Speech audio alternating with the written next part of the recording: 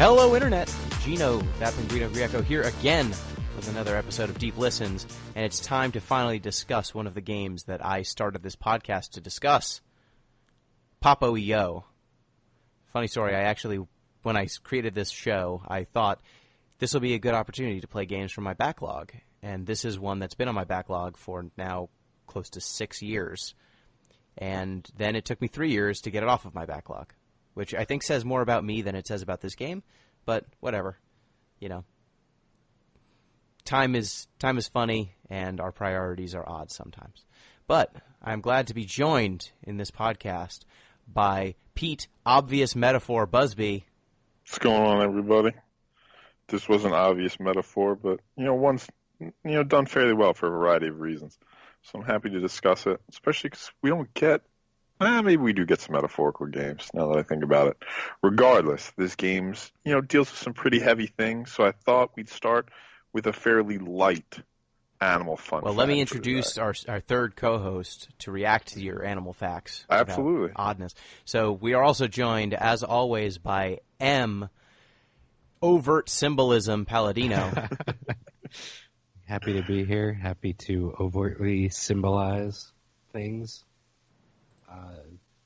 Yeah, let's hear that animal fact. I'm curious. Yeah, let's do it. So, manatees, one of, if not the greatest animal in the entire world. Nature's speed bump. Yep. The speed bump of the sea. They are very graceful in the water, right? But the thing about manatees is they don't have swim bladders like fish do to sort of deal with buoyancy issues. So one of the methods manatees use to deal with that is farting. Oh. Yeah, so they'll build up gases in their system to help them, rise and stay buoyant. And when they need to fall, they'll fart out the gases. And that's how they regulate. That's one of the ways they regulate their buoyancy in water. That's amazing. So they don't. What happens if they need to rapidly rise? I don't know. I guess they don't swim more. Yeah. But yeah, I don't know how you force yourself to not fart. Yeah, I don't know that you can generate gases fast enough. Yeah. Well, I think this is if they don't want to swim that much, this is one thing they can do. When you said they're very graceful in the water, I thought you were going to say, but oddly enough, they're not very graceful on land. That's probably true. Yeah. I don't think it comes up very often, though. No, it's like a penguin, but way worse. Yeah. I don't even know if it could seal around, with a little bouncing and hopping. A beach manatee has to be very, very sad. But instead of discussing other sad things like beach manatees, why don't we discuss a happy thing, an email? Ooh. We've got emails. A reminder that you can reach out to the show at DeepListensPod on Twitter, deeplistens.libsyn.com. We've got comment sections, and they work now, and deeplistenspodcast@gmail.com. And you can sound something like this. This comes from Superfan Grandin. Hey, guys. Excellent Game of the Year episode as usual. A few questions/comments. Gino and ZP, from the way you guys have described it, the Final Fantasy trading card game community is very open and welcoming, and is more than willing to share advice and experiences. Is the Final Fantasy trading card game just a support group for people who played Final Fantasy 13, asking for a friend? Yes. I would say yes, it is part of that, and also beggars cannot be choosers. When a community is small, you have to be friendly, otherwise it won't grow. Mm-hmm. So little column A, little column B, but, once everyone's been scarred by Final Fantasy 13, you grow as a person.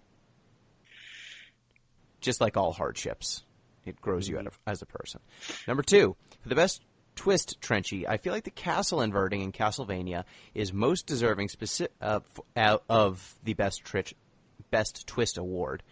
It's most deserving specifically because at the point where you get to the end of the game, the first time, there's so much of the game left to play. The fight with Richter does seem off, but I think it would have been much more expected for Dracula to step out of the shadows once you defeated him as the real final boss, and that it was mind control the whole time.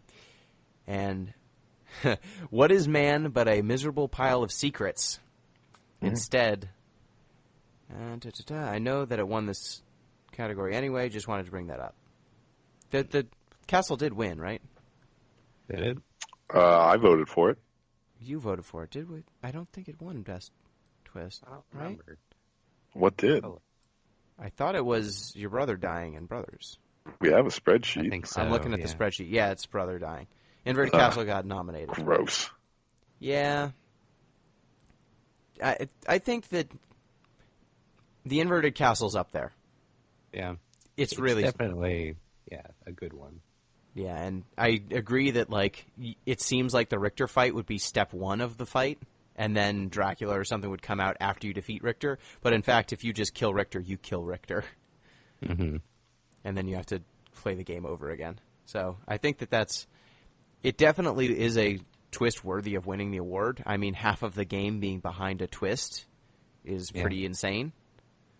But your brother died in a game called Brothers. Yeah. And then you gained his powers. Yeah. Like swimming. The ultimate power. The ultimate power. And pulling heavy objects. Mm. And number 3, it seems like the general consensus was that the voice acting of Castlevania Symphony of the Night was subpar. You are, of course, misguided, as the writing is so poor and the lines are so overacted that it achieves perfection. I actually do have a serious question about this. Did any of you or anyone you know play the original Japanese version? And if so, was the voice acting in that one actually good? I don't speak Japanese, and I've only played the English version, but it would be pretty funny if the original version was brilliant, and I've just been playing a Google-translated trash heap read by a random theater troupe. Congratulations on another great year of content. Looking forward to listening to you guys again in 2019. All right, so I wasn't able to find the Japanese version of the Symphony of the Night dialogue, but if I had to guess, I would assume that the dialogue is simple as it is in English because there's not much voice acting, but it's probably equally hammy.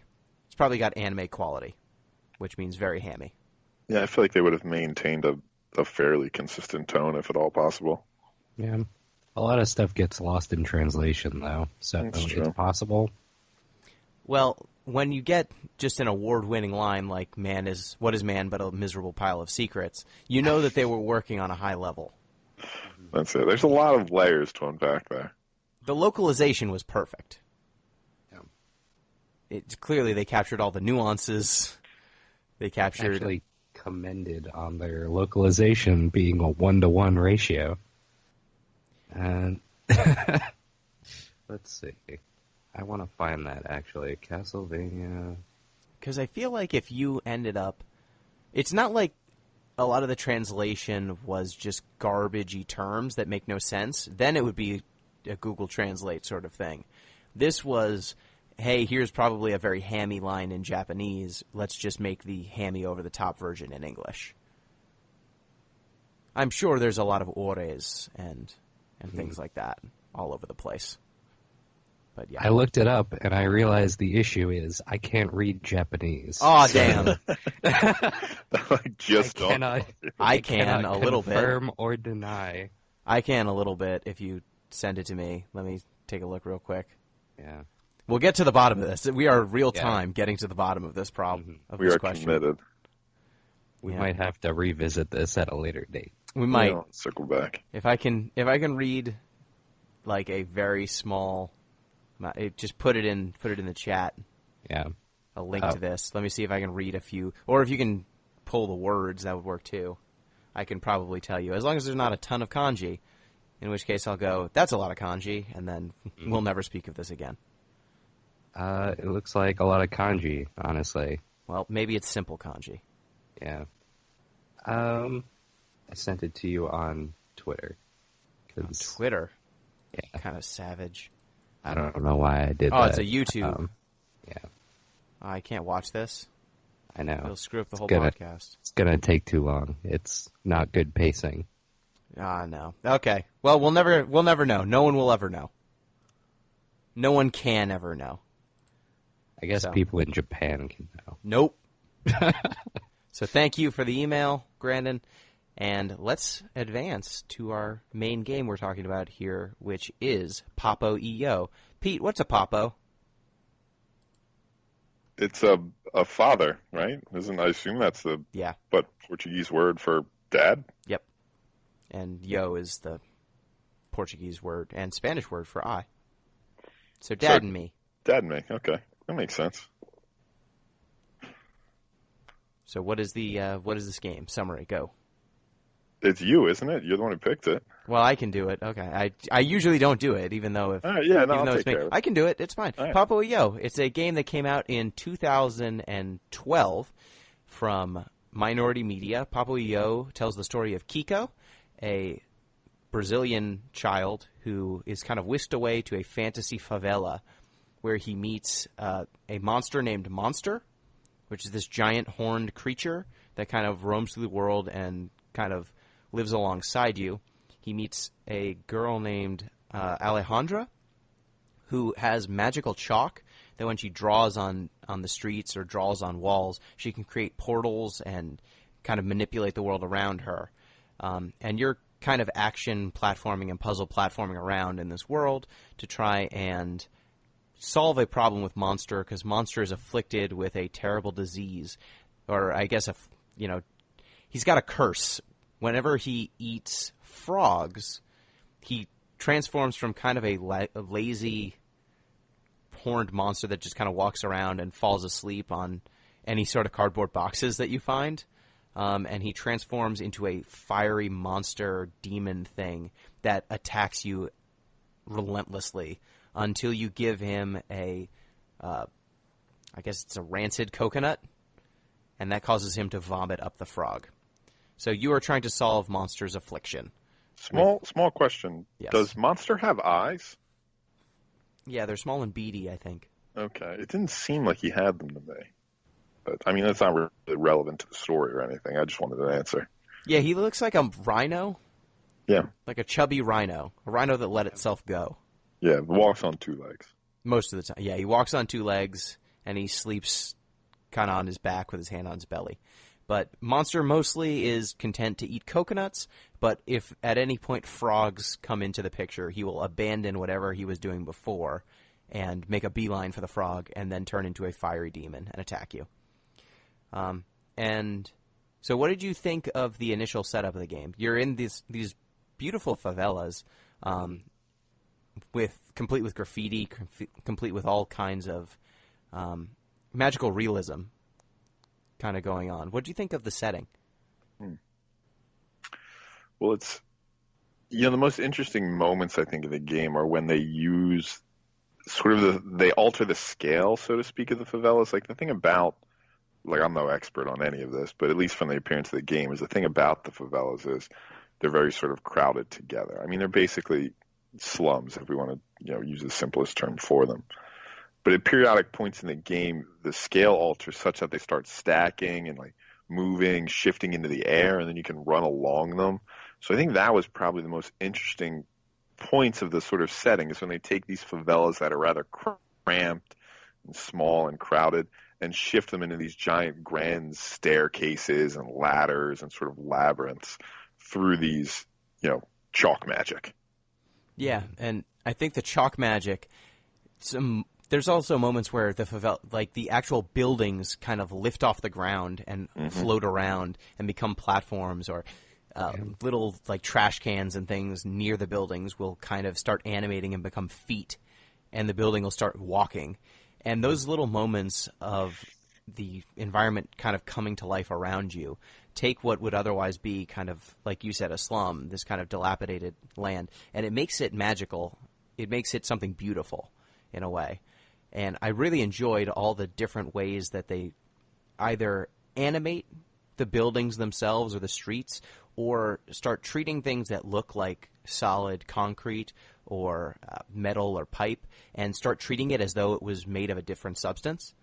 Mm-hmm. Like there are times where the ground, even though it still looks like concrete, all the textures are concrete, will fold and bend like paper. Or holes will kind of get cut into it like you were just, like again, cutting into paper. Or holes opening up where they shouldn't be, like you hit it with a hole punch. And those moments, I think, help just blur the line between the realism and this fantasy world that you're inhabiting.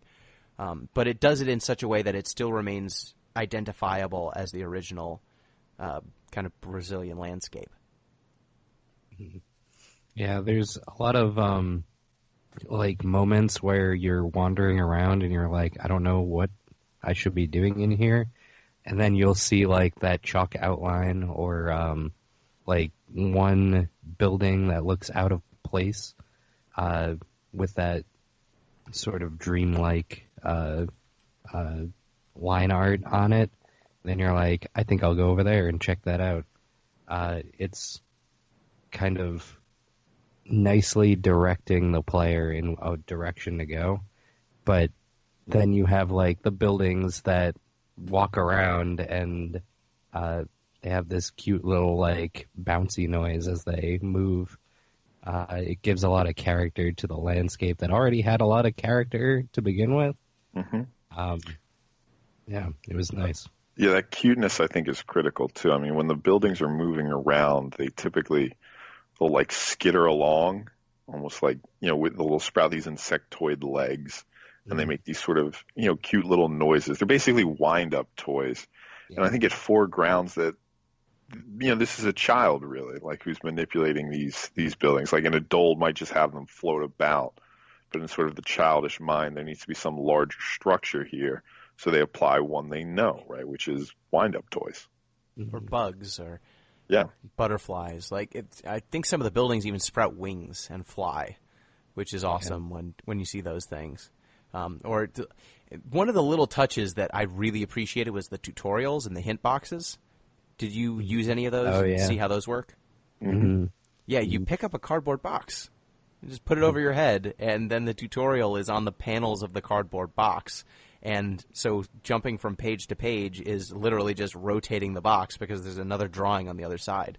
Mm-hmm. That was one of the coolest tutorial ways of conveying information in a tutorial that I've ever seen. Mm-hmm. And the best part is, once you get out of the tutorial, you still have the box on your head, and you can just run around with the box on your head. That was cute. Yes, that is also great. I like that you can... Curious. Oh, go ahead. Oh, sorry. Yeah, I was curious too. I mean, so we'll get into it later, but at certain points you need to hide from monster. Mm-hmm. Do you know if you can use the tutorial boxes to hide? Mm-hmm. I didn't try solid snaking it. Yeah, I never tried. That's the connection. I didn't try either, but I'm curious. That would be pretty great. That should be an achievement if that is a thing you can do. But I don't think achievement. Did you guys look at the achievements at all? Not really. Fair. There was one that was just don't use any of the hint boxes, which I thought was a little sad because I wanted to use them. Yeah, they're nice. There was another that was collecting hats. Did you ever see any hats in this game? So that is in playthrough 2. Is it? Yeah. Oh, okay. Hats get unlocked after you beat the game the first time. And then what the do hats... they do? They're hats you can wear. They make your character They look just ridiculous. look jaunty and fun. Yeah, here's a top hat. Here's a fish on your head. That kind of thing. A game that deals with what this game deals with. What you really want is just completely anachronistic hats. Yeah, exactly. Yeah, at least it's not unlocked in playthrough 1. That's true. Yeah, that would have really cheapened things, I think. Like, I was interested in looking at the achievements because it seemed like gamifying stuff about this would be, like, it wouldn't feel right. Mm-hmm. So, most of them weren't, like, that big. It was like, splat a bunch of frogs, change houses around, run away from Lula, your little robot. Did we talk about Lula yet? No, I was going to start talking about Lula when we started talking about the gameplay, but you can just go into it. Who is Lula? So Lula is your robot friend. You can use Lula to double jump and send her out to manipulate things that you can't reach normally. And you get her really early on, and then something happens. She gets broken, I believe. Mm-hmm. Monster breaks her, and then a big plot point is trying to get her fixed. So that's sort of driving you towards is it the temple, I believe? The shaman, I think is how they refer to it. Yeah. And there's a really nice narrative arc that follows Lula through the story. Like, you get her, she gets broken, you fix her, and then at the end, you have to leave her behind. And that's interesting to me. In order to progress, you sort of have to, leave the toys of your childhood and go into the future. And it was kind of like a nice narrative moment, I think. What do you guys think of that? Yeah. Mm-hmm. Yeah. Did you have anything, Pete, to add? I could go. No, I mean, not until we get to sort of the larger structure of how Lula fits into the narrative. Yeah, and I think that this is a good segue then, because Lula is, a nice puzzle-solving tool, but also Lula kind of foregrounds one of the larger things that's going on in this game, which is magical realism. Your main character, Kiko, even from the very beginning of the game, I think the first cutscene kind of has him as a normal person, then kind of falling into this world with these kind of magical favelas and following around magic chalk. But you will occasionally kind of cut back, and he's in like a school uniform when you start. And when you first kind of start navigating around and solve some of the initial puzzles, you have a flashback of Kiko kind of chasing after someone in a car, driving in the rain, like driving away from him with, I think, Lula in the back seat of the car. You have other flashbacks where that car ends up hitting someone and someone is on the street. And all of these flashbacks kind of make it clear that the world that you're inhabiting and the puzzles you're navigating are very much dramatized versions of something that has happened to Kiko in his ordinary life, and kind of made fantastical in order to process it. So, Pete, you want to discuss what the larger metaphor here is?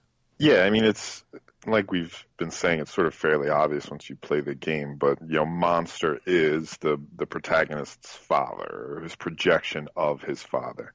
So after running this person over, the protagonist's father becomes an alcoholic. And, I mean, it starts at the very beginning with the dedication. Did either of you guys write it down? Do you remember exactly what it said? Yeah.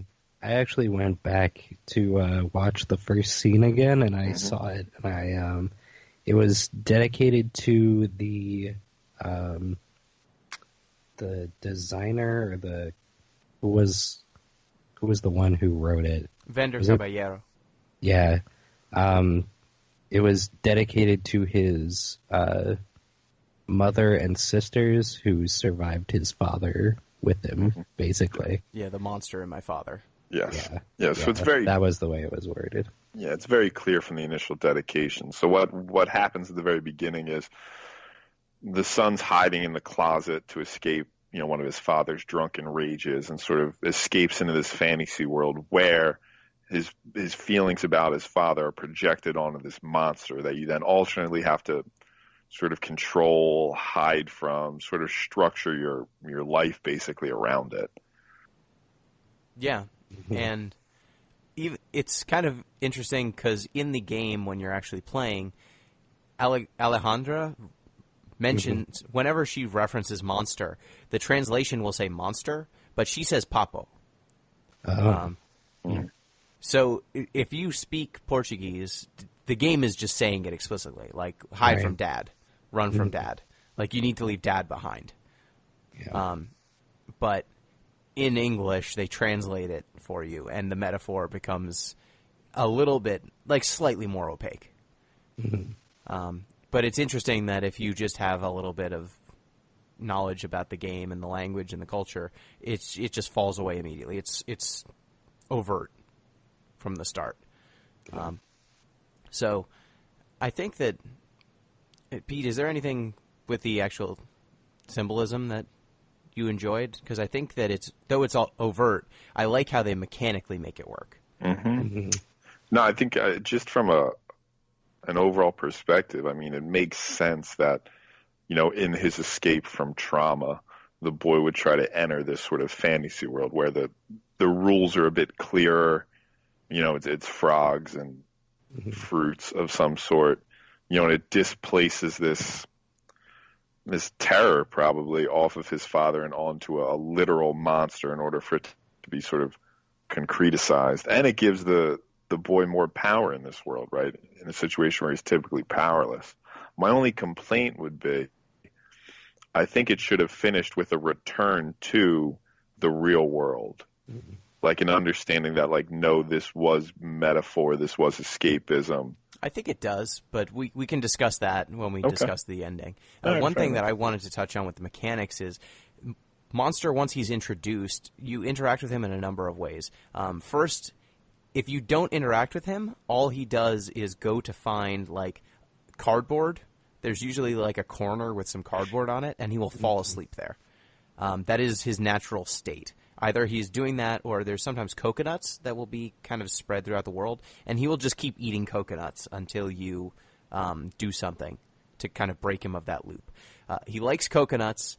His order is like sleep, coconuts greater than sleep, but then if frogs get introduced, frogs are better than everything else. And so you're kind of leading him around with coconuts, and he's content to eat those. And if you hold them, like, he will follow you because you're holding up a coconut for him. And once he catches up to you, he just, like, picks you up, takes the coconut out of your hand, and just, like, puts you down because he doesn't care about you. There's no point where Monster really acknowledges Kiko as a person. You're guiding him around. You are just a vehicle to get him food. But otherwise, he's just eating and sleeping. It's like you're not even there. But once he gets his hands on a frog, he literally lights on fire, and the only thing he cares about is beating the shit out of you. And the first time this happens in the game, I think it's pretty interesting because in that arena, it's basically a giant arena where frogs are kind of in pipes around you.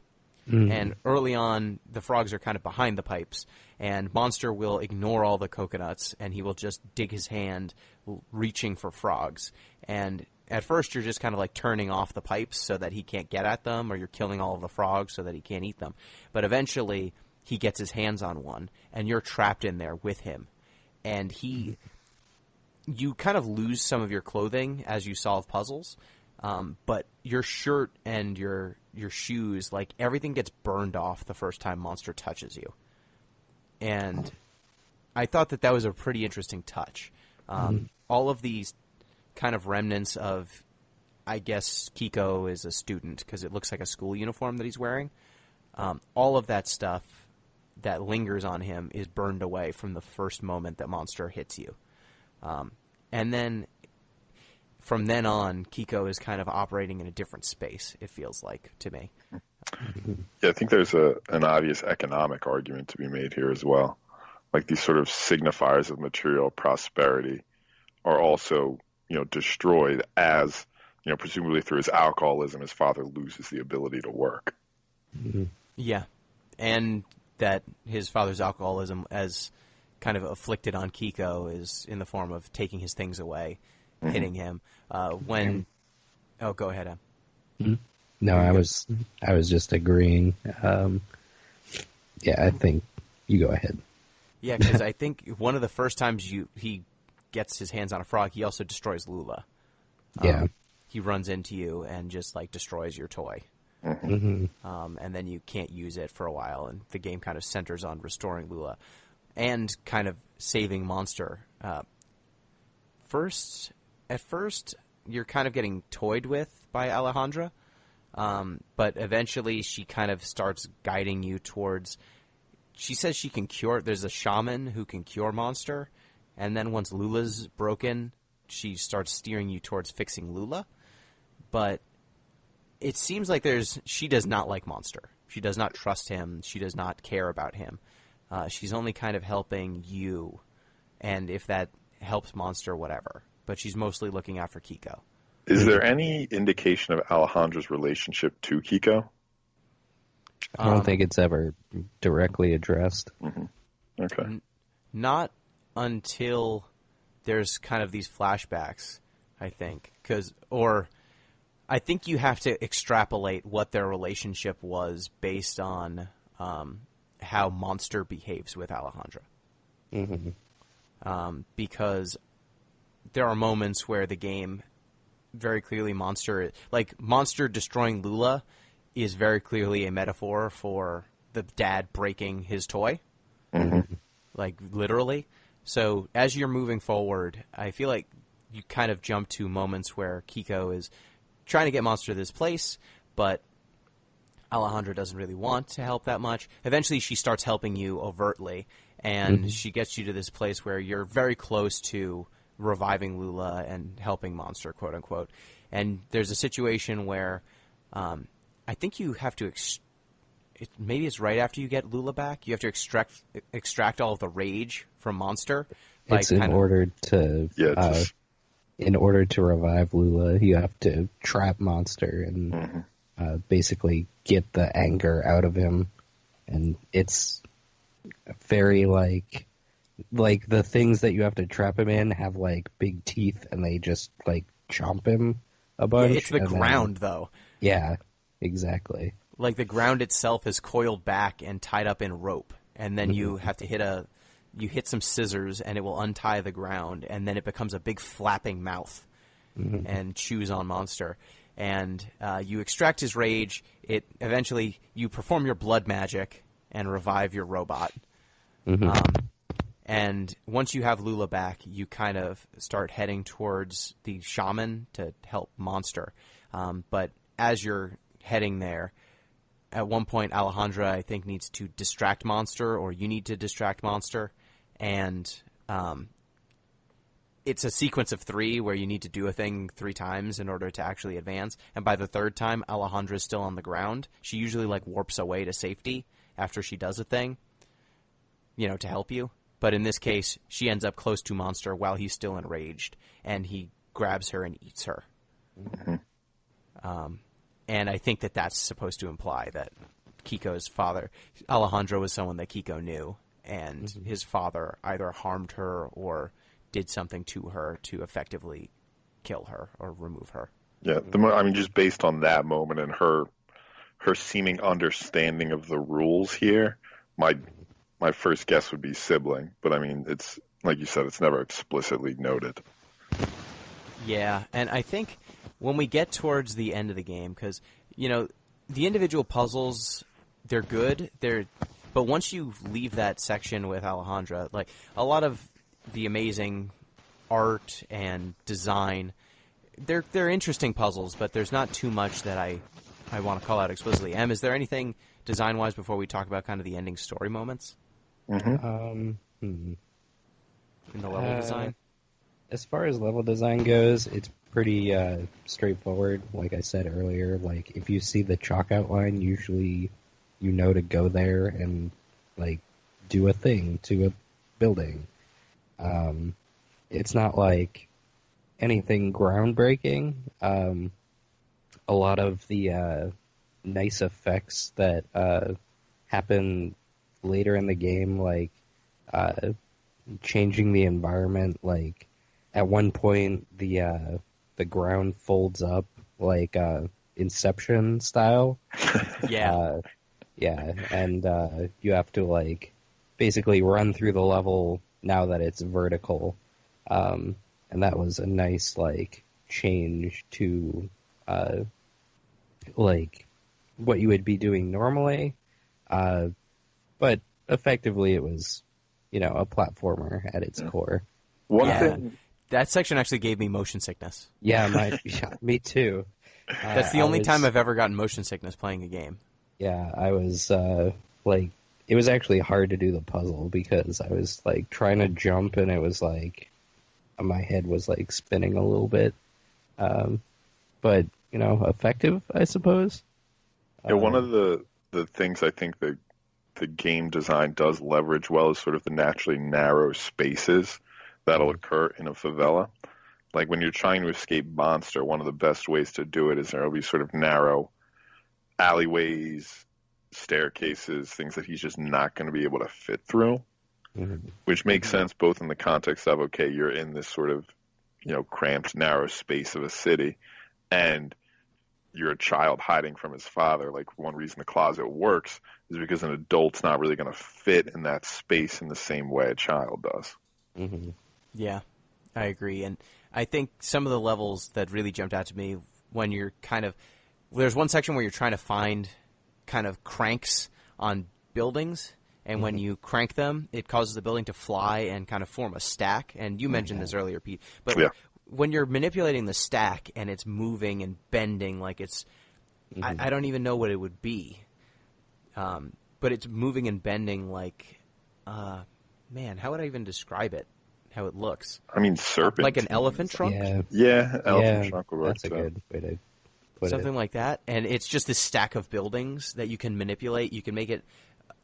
You've got 2 levers of control. You can make it dip and bend forward, and you can also kind of angle it side to side. And seeing the ways that it kind of twists and bends, it's just an incredible thing to see. And they do a nice job of manipulating that not just a one-way thing where you get the entire stack and then you project it forward and you're good to go. You kind of have to manipulate the buildings to the left, to the right, and then finally center when you've got enough of them. So I think that they did a really nice job in that section. There's also a section where you kind of toggle between 2 states of the world.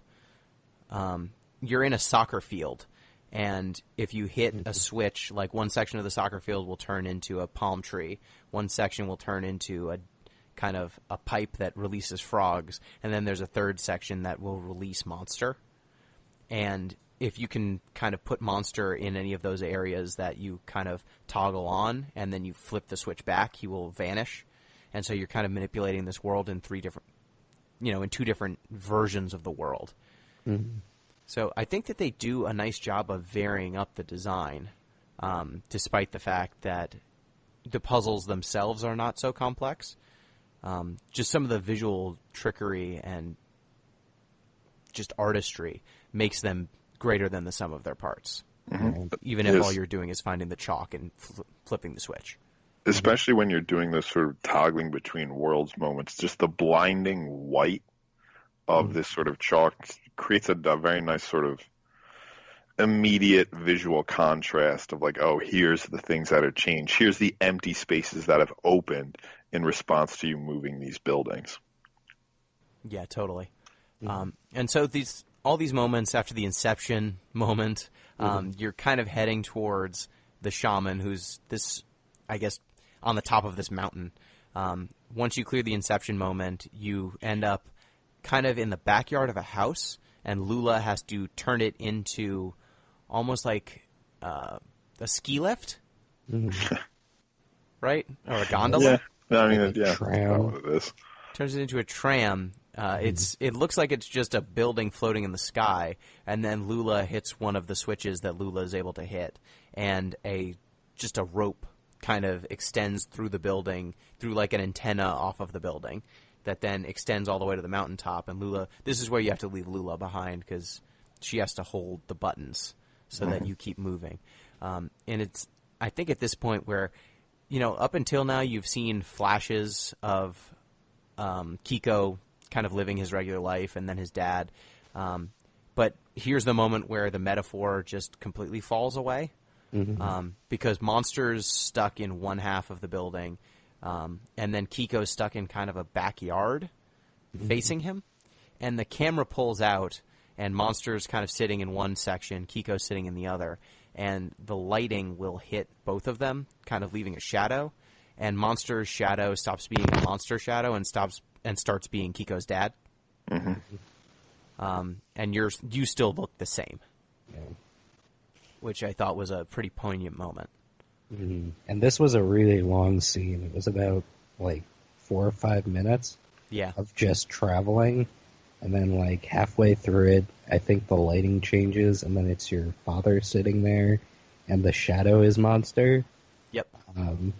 And you can't interact with anything. You're just sort of in that backyard space.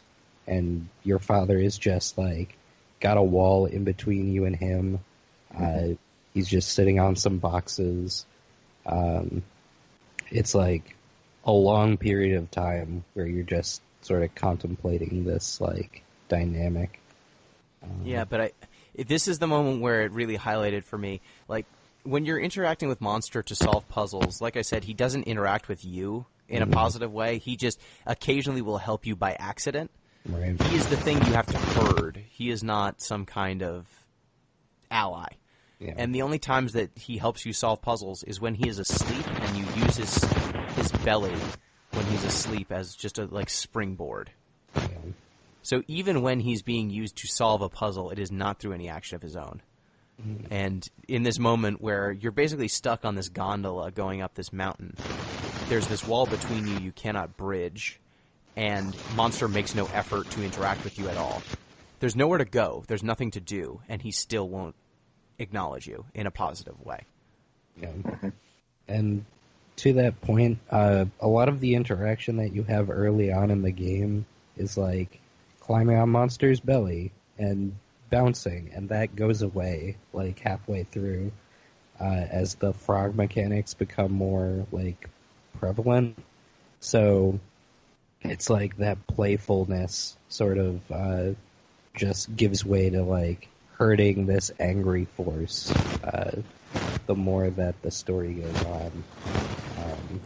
So it's, you know, it's tough like to look at. Yeah. Seeing it that overtly, but yeah. And one of the things that really jumped out to me is in this game there is a rotten coconut that you can give him to make him vomit up the frog. There's a way to stop him from beating you, a mechanical way, and the knowledge that is the fantasy, you know, that is the most unrealistic thing in this kind of imagining where there's robots that can fly, is that you can give this character who's very clearly everything's it's a metaphor for alcohol. The thing that I found most unbelievable was that there was a single thing that he would want to take that would get rid of the rage, you know, or get rid of the drunkenness. Because Monster, the only thing he will react to other than you when he's in that enraged state is kind of the cure. And he'll eat it on his own. You don't have to give it to him or force him. You just lead him to it, and he will take it. So it's kind of interesting that Kiko, in his own fantasy world, provides a solution, some kind of solution, even though it's temporary, to Monster's affliction. And once you get to the top of the mountain, at this point, Kiko's lost all of his clothes, except his shorts, but he's gained these chalk lines on him that makes him kind of look like a shaman. And you find this fire that is surrounded on all sides by statues that kind of showcase moments from the game. Kiko with Lula, Monster attacking you, Monster attacking Alejandra, and then I forget what the fourth one is. It's Monster eating a frog, I think. Oh, yeah, Monster eating a frog. Yeah. And you have to flip a switch to kind of rotate these, and as you rotate them, they jump from the context of the game to the real-world context. So, like, Kiko and Lula goes from him with a robot giving him a double jump into just a kid sitting on the ground playing with a robot toy. Monster attacking you flips into a man reaching for his belt with Kiko on the ground, kind of cowering. Alejandra getting eaten by the monster, I think, turns into the dad grabbing her by the arm. And then the frog just turns into tequila. Or booze of some kind. And then at this point, the shaman basically tells you can't save Monster. There's no solution for him. There's no cure. You have to just let him go. And then, what did you think of the gameplay moment of letting him go? How that played out? So, there's like 3 stages to this section. Like, you go through and you... what's the first thing you give him? Do you give him the tequila? Jack Daniel. It looks like bottles of Jack Daniels. Yeah, you give him the booze first. Which is an asset that we haven't seen up until this point. Yeah. So it drops like bottles to you, and then you put it in a tube, and then when the bottle comes out the other side, it's a coconut. Yeah. Or it's the frog, I think, for that one. And then the next section, you have like basically T-posing versions of Alejandra that you then feed into this tube, and she comes out and then like is alive and runs away from Monster, and then she eats her. And you have to do this like 4 or 5 times to get the the final stage. And then what's the last one? Does he just fall asleep? Yeah, he falls onto a platform that then sprouts those legs we've seen throughout, and then you just sort of wheel him off the side. Mm-hmm. And you drop him into what is essentially just a whirlpool to just let him go. Mm-hmm. Aesthetically, the moment seemed too bright, almost like just like bright as in sunny, because it doesn't really seem like it's framed as a moment of catharsis. Mm-hmm. Like, it's not like you're coming to terms with this. You're basically just saying, like, I need to excise this entire portion of my life in order to move forward. It seemed to me like the aesthetics of the moment didn't fit the action happening. Yeah. I think if... Oh, sorry. Go ahead. If I was to, make any change to this entire game, it would be to make that last, pushing that cart forward longer, I think. And have, that sort of meditation in that moment. Because it felt a little short. Yeah. It felt like you did it for about 30 seconds, and then you dumped him off, and then that was it. I feel like if that went on for 2 minutes or something, and you had a moment to consider what you were doing, I think that would have hit more home. But that's the designer in me talking, I think. Yeah, and I think this final sequence kind of rewrites some of the rules of the game. Mm-hmm. Like the Jack Daniels turning into the coconuts or turning into the frogs. When he eats too many frogs, he eventually just passes out, which doesn't happen in the other context of the game. So now that the metaphor has been pulled away, it's the booze behaves like booze. He gets angrier and angrier and then passes out. The girl stops being just a character who's moving along. She's just a terrified child running away from this monster.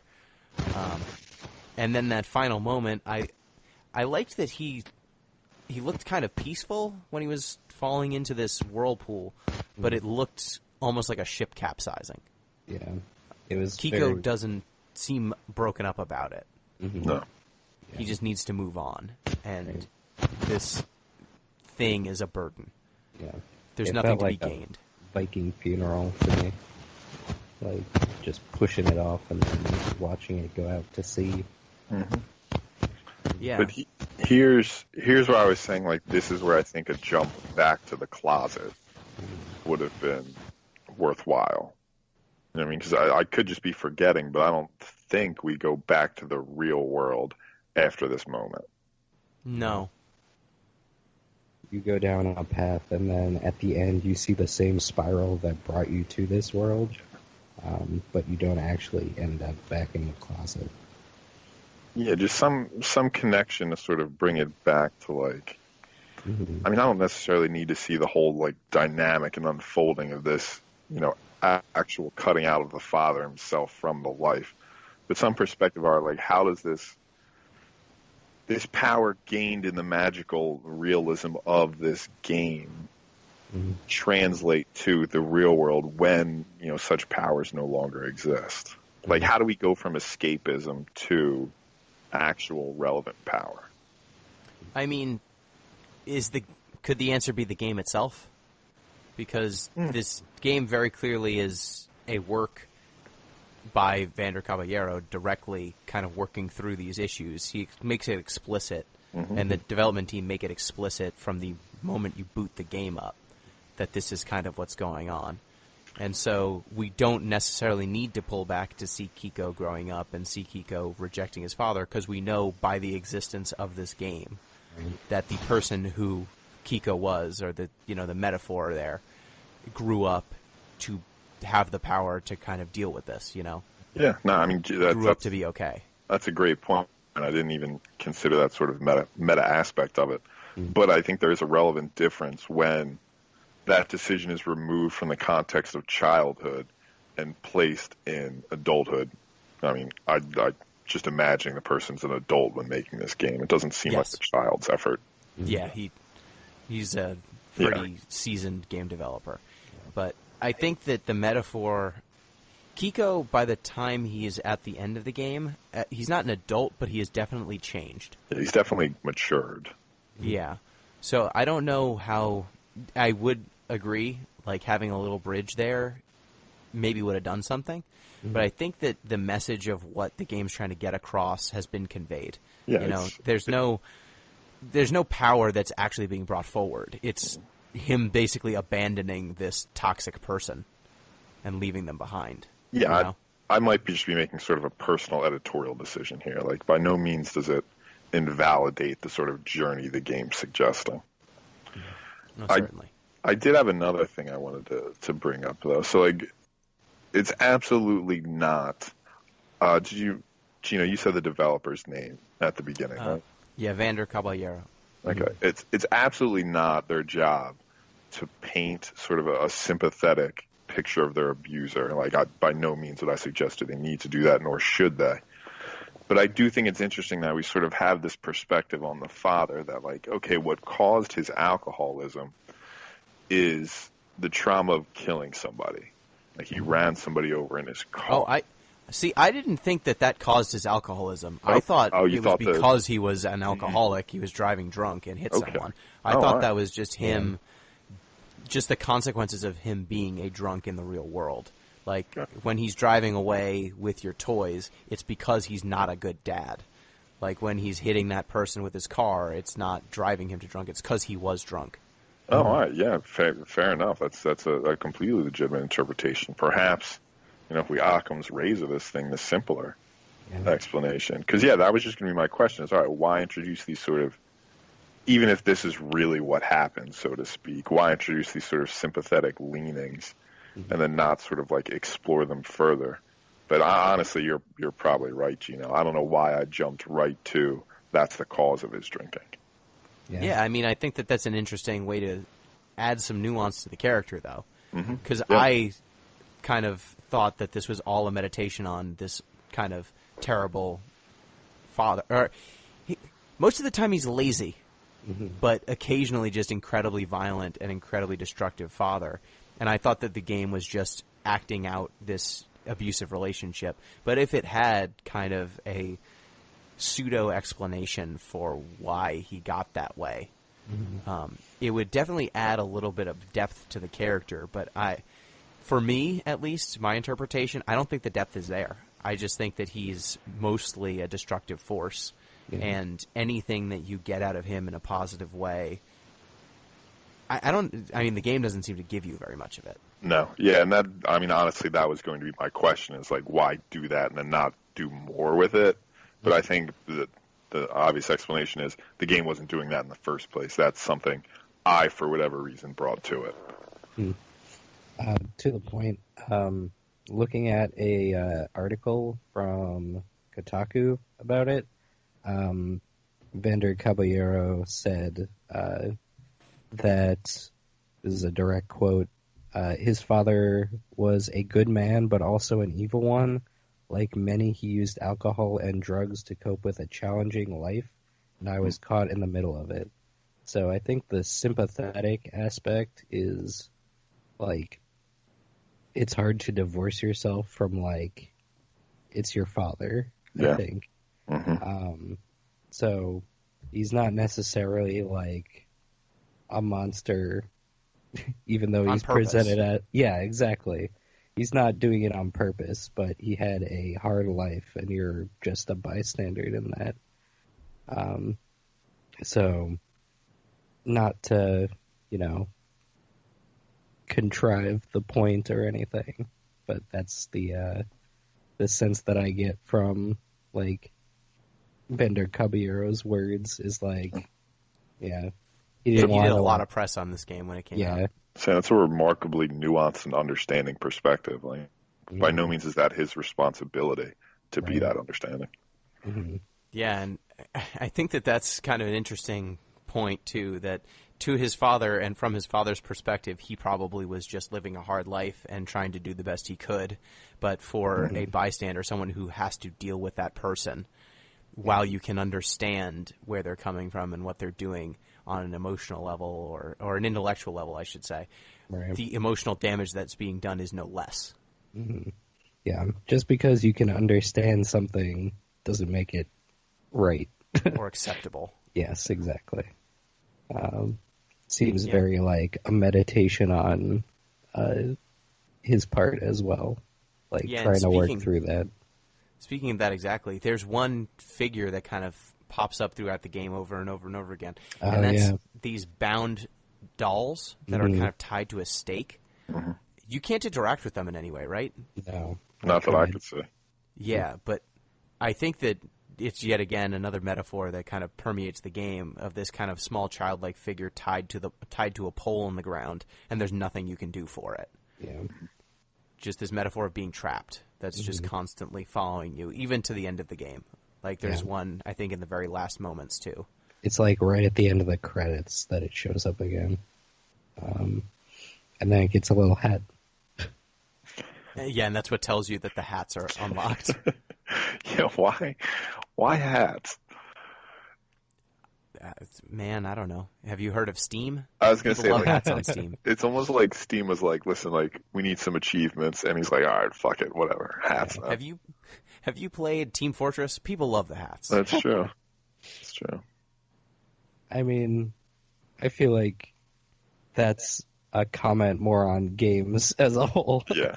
I mean, like, you're right. All right, you played this really emotional, moving game.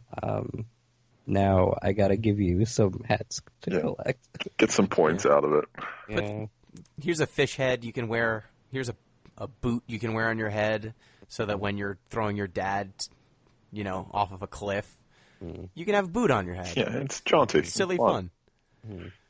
Yeah, I mean, I think that kind of speaks to the fact that many of the developers on this team were kind of, I think if they weren't Ubisoft Montreal veterans, I think that they would have to be, because some of the works they've worked on include Army of, like, the developers, not this studio proper, but the people who make up this studio worked on things like Army of Two, Assassin's Creed, Need for Speed, FIFA, Splinter Cell, Sleeping Dogs. So I think there's a lot of Ubisoft Montreal vets that ended up in this game, in this studio. Right. So they know what the gamers want, and it's hats. It's hats. I don't fault them for it. I think if they included it in the first playthrough, that would have been that would have been. I was very ridiculous. happy that it wasn't there in the first playthrough. Yeah, like this game for a platformer, usually you have collectibles to go find, and there was none of that in this one, which I think is worth mentioning. Yes, that's also worth mentioning, because there are a lot of nooks and crannies that feel like they could have collectibles, but they did not, and I was happy for that. Yeah, and usually when you went into one, you found one of those, the doll tied to a stake. Yeah, and I think that's because in the later playthroughs, I think the dolls with the stakes on them are the hat holders. Oh, are they? So there are collectibles there. But thankfully, it's just a metaphor the first time you play through the game. Yeah. Yeah. And there's other things that are in the game that you can interact with, but that don't do anything for puzzle solving. Like, you can find a soccer ball and play with it and stuff like that. Thought they were just nice touches all over the place. Yeah. Very lovingly made. Yeah. I am glad we finally played this game, because, like I said at the intro, I've been putting this game off for the better part of 6 years, and when I first started this show, I expected to pick it, early on. This was one of the games I made this podcast for, and I'm glad that we finally got around to playing it. Yeah, very good pick. Yeah, good call. It holds up. I was impressed. I didn't think I would be after this game has existed for so long. And we've played so many games to this point. But this game is still impressive, and the design is still beautiful in a lot of ways. So, our next episode, I promised ZP that he could pick. You remember from the Goatee, because he was very upset. And he's picked a game for us. Okay. And it's a doozy. How chagrined should I be? It will be fun to play in all Okay. likelihood, but it will be deeply stupid All right. in all likelihood. Okay. Bionic Commando 2009. Is this the one with the guy with the robot arm? This is the guy with the robot arm. Okay. We're gonna find out where he got his robot Yeah, arm from. I won't ruin the twist. Yeah. Em, do you know about this game? Are you familiar with the Bionic Commando? I'm looking at it right now. It Are looks. you familiar with his dreadlocks? No, I was not. I'm looking forward to getting acquainted with Nathan Rad Spencer, the bionically enhanced Bionic Commando. Yeah, the best part of Bionic Commando is that the 2009 version is a reimagining of a 80s or early 90s game called Bionic Commando. Yeah. And in that game, the commando's name was just Rad Spencer. Mm-hmm. And they were like, nah, that's not going to fly in 2009. People aren't going to hang with that. Rad's his nickname. His name's Nathan. Yeah. But give him dreads. But also, take his red hair, his red, crop, buzz cut looking thing, and we're going to change that to dreads and a goatee. Yeah, this was a 1988 NES game. Mm-hmm. Yeah, the original. Bionic Commando Rearmed, excellent game. Mm-hmm. But yeah, Bionic Commando is the game that I believe killed Grin, which was a Swedish studio. I mean, I'm not terribly surprised. I mean, not Yeah. that they're Swedish. I mean that they got killed over this. Yes, I don't believe they survived this game. They made this. They were going to make a Final Fantasy game somehow, and that didn't happen. Yeah, this is going to be great. I'm pumped. I'm excited now, actually. This is a game that I have not played yet, but I have looked at for a long time and just went, huh? What? Why? This was not even on my radar. How did this get greenlit? I only am familiar with this version of Rad Spencer because I played Marvel vs. Capcom 3, and he's in that game because that was right around the time where they were like, this is going to be a new franchise for us. Capcom's back, baby. Bionic Commando is the way to go. That's it. We're back. We got this. We got Street Fighter, Super Street Fighter 4, all these things. Everything's come the 80s again. We got this killer studio. They're going to bring back Bionic Commando. It's going to be a new pillar of the gaming industry. And then there's been no sequels. There's been no nothing. And we'll see why. Weird. Mm-hmm. We shall see. So, next time... Oh, man, I forgot that there was a character from the original Bionic Commando named Super Joe. And they gave him a people name in this one. Also... Oh, man. You got a 69 on Metacritic. Nice. Okay, well, next time we will be discussing Bionic Commando 2009, not to be confused with the good game, Bionic Commando from 1988. So any final thoughts, Pete? Good game. Worth playing, not that long either, if you just want to sort of devote a chunk of time to it. It's like 3 hours, 4 hours. And it carries the meditation well. Worth visiting even now. Mm-hmm. Thank you, M. Yep, thank you. Looking forward to whatever this is for next time. Drastic change in tone. Yeah.